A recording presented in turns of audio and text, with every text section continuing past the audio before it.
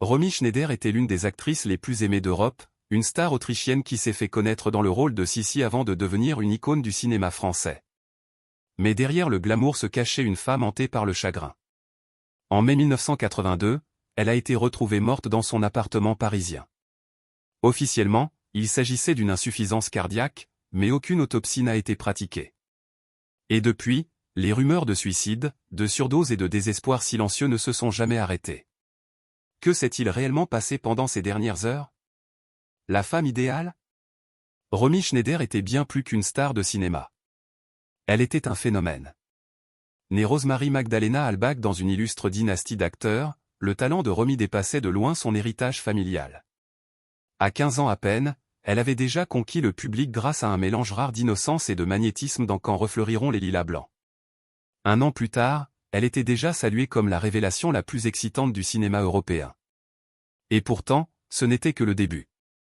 Son rôle d'impératrice Élisabeth dans la trilogie Sissi allait définir toute une époque.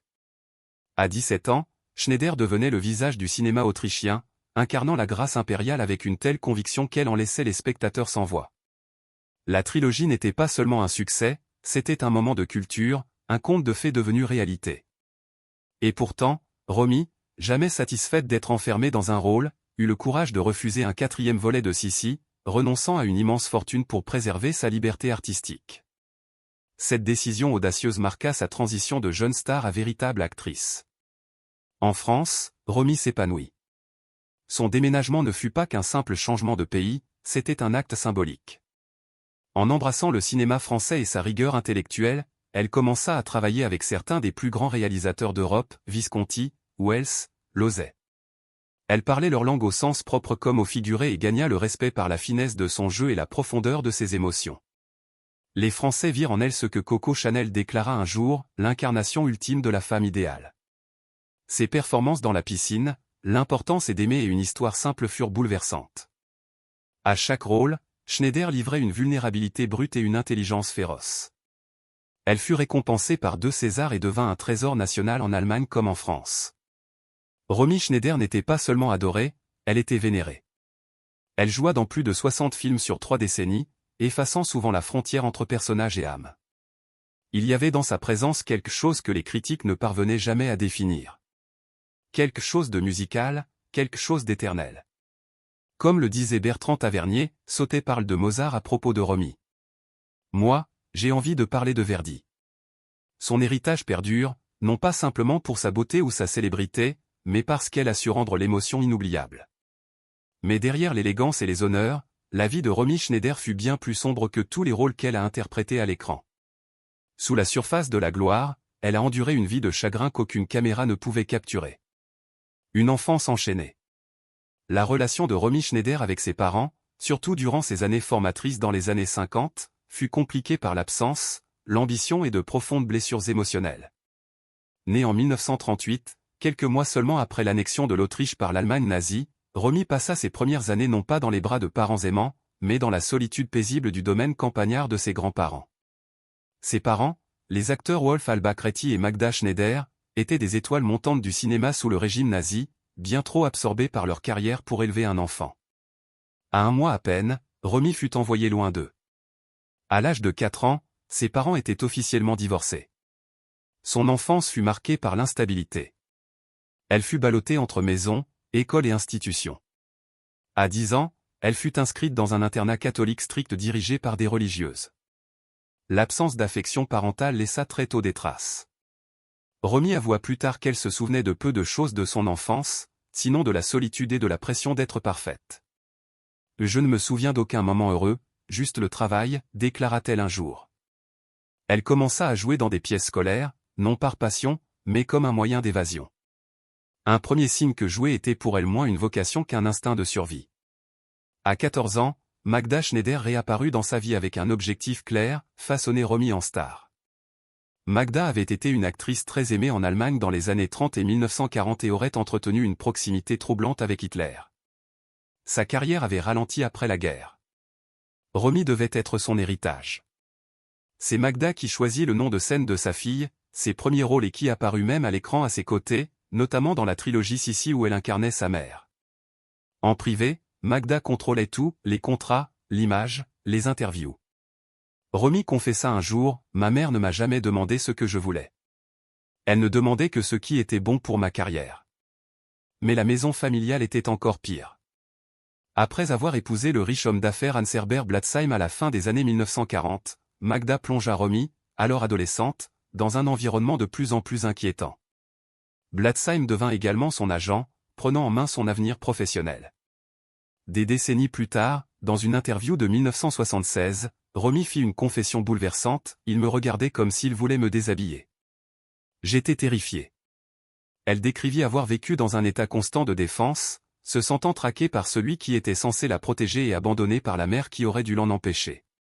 Pendant toute son adolescence, Magda tint Romy enfermée dans un monde de performance et de contrôle. Malgré sa fulgurante ascension à la célébrité à 17 ans grâce à Sissi, Romy aspirait en silence à l'autonomie. Elle finit par se libérer en partant s'installer en France à la fin des années 50, où elle allait construire sa propre identité, loin de l'ombre de sa mère et des fantômes de son enfance. La malédiction de Sissi. Je suis une femme brisée de 42 ans. Mon nom est Romy Schneider. Cette confession bouleversante faite un an avant sa mort fut la dernière tentative de Romy pour séparer son vrai moi du mythe que le monde refusait de laisser mourir. Pour des millions de personnes, elle serait toujours Sissi, la jeune impératrice radieuse qui illuminait l'écran d'une beauté de conte de fées et d'une innocence immaculée. Mais pour Romy, cette image devint une prison. À seulement 17 ans, Romy Schneider devint une sensation internationale grâce à son interprétation de l'impératrice Élisabeth d'Autriche dans Sissi. Le film, suivi de 2 suites, la propulsa vers la célébrité et en fit une icône. Mais ce succès eut un prix. Le public chérissait la Sissi de fiction au point d'exiger que Romy reste figée dans cette image, éternellement jeune, élégante et épargnée par la douleur. Lorsque les producteurs proposèrent de poursuivre la série avec 6 volets supplémentaires, Romy refusa. Elle savait ce que le monde ne voulait pas entendre, je ne suis pas Sissi, je ne l'ai jamais été. Elle partit pour la France en quête de liberté artistique et d'identité. Au fil des décennies, elle bâtit une œuvre remarquable, remporta 2 Césars et travailla avec des légendes du cinéma. Pourtant, l'ombre de Sissi persistait. Peu importe le nombre de rôles audacieux, bruts et complexes qu'elle incarnait, le public continuait de la voir comme la reine de contes de fées. Ce rôle m'a apporté la gloire, disait-elle à propos de Sissi, mais m'a aussi volé ma vie. Les amours qui l'ont brisée. La présence de Romy Schneider à l'écran était lumineuse, captivante, élégante, inoubliable. Mais derrière les personnages mythiques et les acclamations internationales, il y avait une femme en quête de quelque chose de bien plus insaisissable que la célébrité, un amour vrai, durable. Son premier grand amour fut Alain Delon, l'homme qui allait façonner et finalement briser son univers émotionnel. Ils se rencontrèrent en 1958 lors du tournage de Christine alors que Romy n'avait que 20 ans. Elle était déjà une grande star, célèbre dans toute l'Europe pour son rôle d'impératrice Élisabeth. Delon, en revanche, était un inconnu séduisant, ténébreux, issu d'un milieu modeste, arrogant, magnétique. La mère de Romy le désapprouva immédiatement. Il n'était pas raffiné, il n'était pas allemand et il n'était certainement pas le gendre respectable que Magda Schneider avait imaginé pour sa fille. Mais Romy s'en moquait. Avec Delon, elle se sentait vivante, libre, adulte pour la première fois. Ils tombèrent éperdument amoureux. Romy suivit Delon à Paris, espérant échapper à l'image de l'impératrice fragile et se réinventer en actrice sérieuse. La presse française les surnomma les fiancés de l'Europe. Leur amour semblait mythique. Mais derrière les portes closes, leur relation était chaotique et instable. Les disputes étaient fréquentes et la carrière de Delon commença à éclipser celle de Romy. À mesure que sa célébrité grandissait, son infidélité aussi. En 1964, alors que Romy tournait aux États-Unis, elle rentra chez elle et trouva un appartement vide, un bouquet de roses et une lettre d'adieu. Delon l'avait quittée pour l'actrice Nathalie Barthelmess, enceinte de son enfant. « Je pars pour le Mexique avec Nathalie », avait-il écrit. Romy fut anéantie. Elle tenta de se suicider en se taillant les veines, mais fut sauvée de justesse. Le public ne vit jamais sa douleur. Il ne vit qu'une star glamour. Mais Romy ne se remit jamais tout à fait de cette trahison. Elle dira plus tard, après Alain, « Je n'ai plus jamais été la même ». Dans les années suivantes, elle s'enfuit à Berlin pour tenter de reconstruire sa vie. En 1966, elle épousa l'acteur et metteur en scène allemand Harry Meyen. En apparence, Meyen semblait stable, cultivé, mature. Survivant d'un camp de concentration nazi, il était profondément marqué, mais aussi intelligent et attentionné. En 1967, Romy donna naissance à son premier enfant, David, et décrivit cette période comme la plus heureuse de sa vie. Elle fit une pause dans sa carrière, se consacra entièrement à la maternité et pour un bref instant se sentit en sécurité. Avec Harry, j'ai retrouvé un équilibre. Il me protégeait, disait-elle. Et c'est la seule période où je me suis senti vraiment en paix. Mais des fissures apparurent. Meyen devint distant, lunatique, de plus en plus froid. Au début des années 70, leur mariage se délita. Ils se séparèrent en 1972 et divorcèrent en 1975. 4 ans plus tard, dans un drame bouleversant, Meyen se pendit. Romy, rongé par la culpabilité, se sentit responsable. David, âgé de 12 ans à peine, se retrouva orphelin de père et Romy porta ce chagrin jusqu'à sa mort. Dans une tentative de reconstruire sa famille, Romy entama une nouvelle relation, cette fois avec son secrétaire privé, Daniel Biasini. Ils se marièrent en 1975 et Romy donna naissance à leur fille Sarah en 1977. Mais le mariage se détériora rapidement. Des proches affirmaient que Biasini manquait de profondeur, qu'il était davantage attiré par la célébrité de Romy que par sa personne. Il était aussi connu pour sa jalousie et son comportement contrôlant. Romy commença à boire de plus en plus. Elle se sentit de nouveau piégée. J'ai voulu tout avoir, l'amour, la carrière, les enfants, le bonheur sous un même toit, avoua-t-elle. Ça n'a pas marché la première fois. Alors, j'ai recommencé, mais ça ne marche jamais. Durant cette période, la carrière de Romy prit un tournant plus intense. Elle jouait des rôles d'une émotion à vif, comme dans L'importance est d'aimer qui lui valut son premier César. Ses performances devinrent d'une vulnérabilité bouleversante, souvent miroir de ses souffrances réelles. Mais elle se saignait dans ses personnages. On ne joue pas une douleur pareille, déclara un réalisateur. On la vit. Et malgré tout, Alain Delon resta une présence persistante. Bien que leur histoire ait fini en déchirure, ils ne coupèrent jamais tout contact. En 1968, le réalisateur Jacques Deray les réunit dans la piscine. Un drame psychologique torride qui relança les rumeurs de retrouvailles. Leur alchimie à l'écran était électrique, indéniable. Romy était mariée, Delon ne l'était pas, mais leur connexion demeurait intime. Elle était mon amour éternel, confia Delon plus tard. On ne s'est jamais marié mais on en avait l'impression. On a vécu un mariage sans papier. Mais Delon ne revint jamais, du moins pas comme elle l'espérait. Et Romy, malgré toutes ses tentatives d'aller de l'avant, ne cessa jamais de comparer tous les hommes à lui. Cette comparaison empoisonna son second mariage, l'isolant encore davantage. Même en élevant sa fille et en essayant de maintenir sa carrière à flot, le vide émotionnel subsistait. Dans le dernier chapitre de sa vie, Romy Schneider trouva une paix fugace dans les bras du producteur de cinéma Laurent Pétain. Plus jeune qu'elle et éloignée du chaos de ses amours passés, Pétain offrit à Romy une stabilité émotionnelle qu'elle n'avait jamais connue. Leur relation commença au début des années 1980 après l'effondrement de son second mariage. Contrairement à ses anciens compagnons, Pétain ne chercha ni à exploiter sa renommée, ni à la contrôler. Il resta simplement à ses côtés. La dernière goutte de chagrin. En 1981, Romy Schneider était une femme brisée par le chagrin, la maladie et la perte, traversant le chapitre le plus cruel de sa vie. Cette année-là, les médecins lui annoncèrent qu'elle avait une tumeur au rein, deuxième alerte majeure après l'ablation d'un rein en 1979. L'impact physique était immense. Elle souffrait de douleurs chroniques, d'insomnie et de vagues de fatigue épuisantes. Et pourtant, elle continua, apparaissant sur les plateaux, souriant en interview, faisant semblant d'aller bien, mais quelque chose en elle se fissurait et allait bientôt se briser complètement. Rien n'aurait pu préparer Romy à ce qui allait se passer cet été-là. David, son fils de 14 ans, le centre de son univers, rendait visite à ses beaux-grands-parents lorsqu'il tenta d'escalader un portail en fer forgé. Dans une tournure tragique du destin, il glissa. L'une des pointes transperça le haut de sa cuisse, tranchant l'artère fémorale. Il se vida de son sang en quelques minutes. Les secours l'emmenèrent à l'hôpital, mais les dégâts étaient irréversibles. Romy s'effondra en apprenant la nouvelle. Elle n'avait pas parlé à David depuis plusieurs jours, pas depuis leur dernière dispute.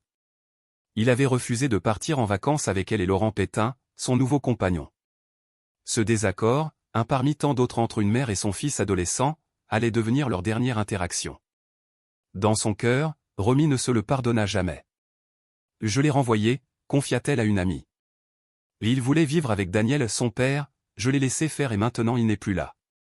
Le chagrin l'engloutit. David n'était pas le premier à lui être arraché. Des années plus tôt, son ancien mari Harry Meyen, le père de David, s'était suicidé par pendaison. Romy ne s'était jamais vraiment remise de cette perte non plus. J'ai enterré mon mari, j'ai enterré mon enfant. Je suis toujours avec eux. Ils ne m'ont jamais quitté, aurait-elle confié à une proche. Ses journées devinrent de plus en plus sombres. Elle cessa de s'alimenter régulièrement. Des bouteilles de vin envahirent les coins de sa maison. Les repas étaient retournés intacts à la cuisine. Elle restait assise en silence pendant des heures, écrivant parfois des lettres à David, des lettres que personne ne lirait jamais. Sur les plateaux, elle récitait ces lignes à haute voix, éclatant en sanglots au milieu des phrases. Ses partenaires ne savaient plus si elle jouait ou si elle pleurait réellement. Pour Romy, les deux étaient devenus indissociables. Professionnellement, elle trouva un refuge éphémère dans le travail. Elle retourna à l'écran pour achever le tournage de La Passante du Sans Souci, un drame politique hanté qui semblait refléter son monde intérieur, une histoire de perte, d'exil, de douleur muette. Simone Signoret, sa partenaire à l'écran, l'aurait encouragée à aller jusqu'au bout du tournage, comprenant que rester occupée pouvait la maintenir à flot. Mais tout le monde sur le plateau le voyait. Romy n'était plus la même. Son regard portait le poids de 1000 douleurs tues. À cela s'ajoutait une autre blessure émotionnelle. Sa fille Sarah, née de son second mariage avec Daniel Biasini, entamait une carrière dans le cinéma. Mais avec elle venait le scandale. Sarah était impliquée dans une liaison avec un réalisateur marié. Bien que les tabloïds se soient acharnés sur Sarah, ils n'épargnèrent pas Romy, remettant en question son rôle de mère, ressuscitant d'anciennes accusations sur sa vie privée et laissant entendre que la tragédie semblait coller à sa famille comme une malédiction. Ses amis tentèrent de l'aider. Michel Piccoli et d'autres proches l'exhortèrent à prendre du recul, à voyager, à s'éloigner des traumatismes. Laurent Pétain lui proposa même de longues vacances à l'étranger, loin de Paris, loin des fantômes qui hantaient chaque pièce. Mais Romy refusa. « Et si je pars, lui dit-elle, David ne saura pas où me trouver. » Dans son esprit, son fils pouvait encore franchir cette porte. Elle devait rester là où il pourrait revenir. Durant ces derniers mois, le seul endroit où Romy semblait encore vivante, c'était sur un plateau. Les caméras tournaient, les projecteurs brûlaient et soudain, elle redevenait quelqu'un d'autre, quelqu'un qui pouvait aimer, pleurer, sentir sans conséquence. La dernière scène qu'elle n'a jamais pu terminer.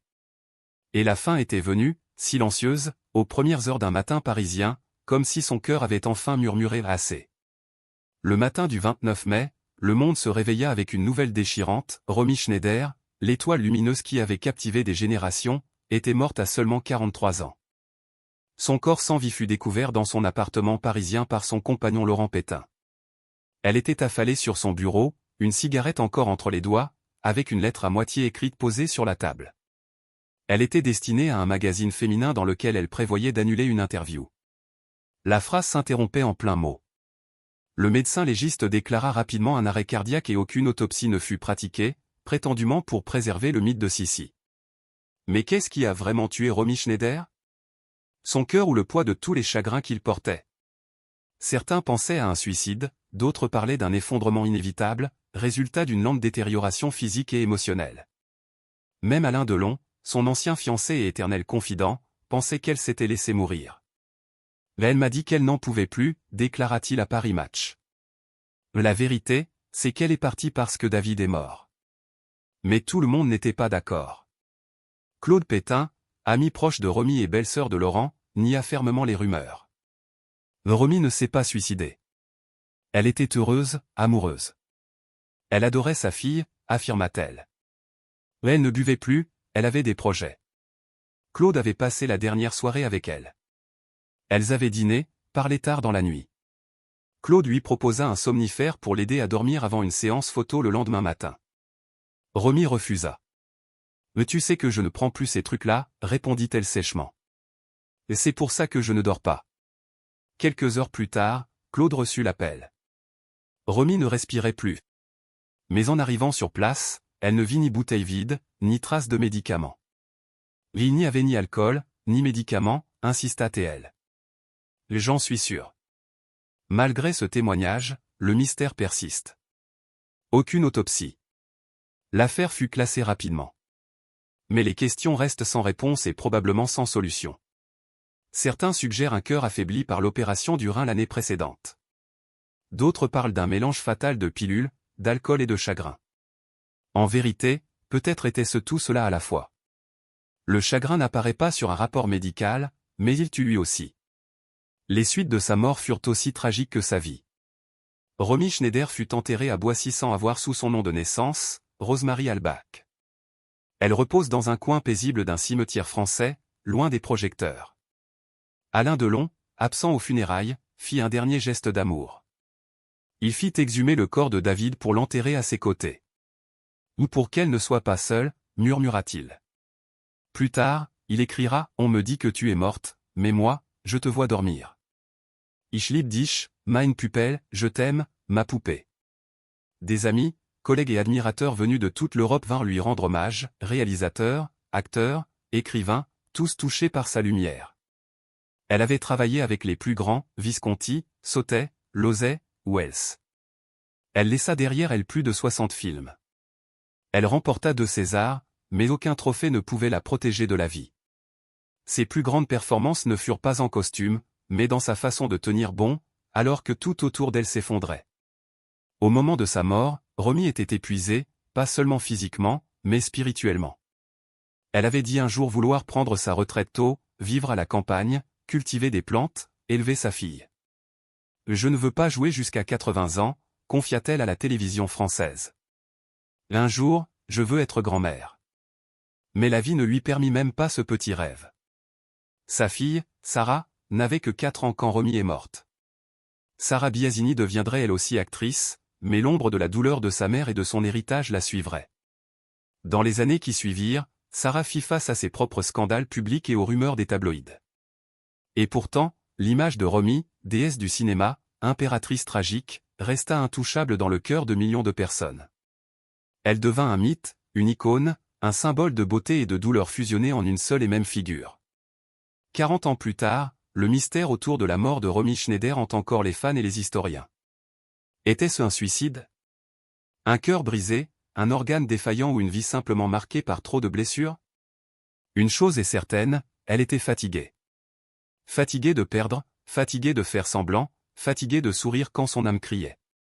Peut-être qu'elle n'avait pas l'intention de mourir cette nuit-là, mais peut-être qu'au fond, elle était prête. Elle nous a quittés sur une phrase inachevée, une vie non résolue. Et même aujourd'hui, plus de 4 décennies plus tard, nous nous posons encore la même question. Romy a-t-elle choisi de quitter ce monde en silence ou bien est-ce le chagrin qu'elle fuyait depuis toujours qui a finalement choisi à sa place? Si son histoire vous a touché, partagez-la avec quelqu'un qui se souvient de sa lumière. Laissez un like, abonnez-vous et dites-nous en commentaire.